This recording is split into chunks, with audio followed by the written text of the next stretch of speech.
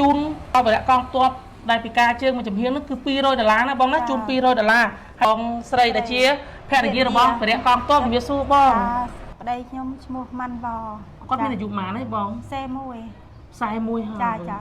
ពេលដែលគាត់រងរបួសនេះគឺគាត់រងរបួសដោយសារអីដែរបងចានេះគាត់រងរបួសនេះក្រឹបរត់ក្រោះបំបែងរត់ក្រោះបំបែងរត់ក្រោះធ្វើដាច់ជើងគាត់ហ្មងណាបងណា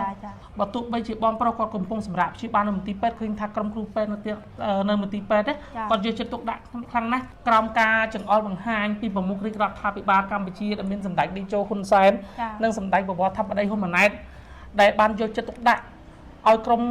គ្រូពេទ្យជួយធ្វើយ៉ាងណាព្យាបាលវរៈកងទ័ពយើងឲ្យឆាប់ជាសះស្បើយបាទជាពិសេសគឺថាក៏មានការយកចិត្តទុកដាក់ដល់ខ្ពង់ខ្ពស់ពីសម្ដេចកតេប្របណ្ឌិតប៊ុនរនីហ៊ុនសែនប្រធានកាកបាទក្រហមកម្ពុជាដែលសម្ដេចចុះសួរសុខទុក្ខតាមមន្ទីរពេទ្យមកសម្ដេចកតេប្របណ្ឌិតណាលោកបានចុះសួរសុខទុក្ខផ្ទាល់ហើយជាមួយនឹងលោកជំទាវបណ្ឌិតពេជ្រច័ន្ទមនីដែលលោកជំទាវខិតខំណាជូនដល់វរៈកងទ័ពដែលពីការជើងមួយចំហៀងនោះគឺ$200ណាបងណាជូន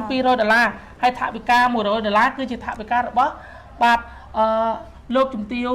បាទអុកញ៉ានឹងវណ្ណៈនិងអាដាមមុំសុវិសាហើយ$100ទៀតគឺបងអូនអែនណានៅឯប្រទេសអូស្ត្រាលីណា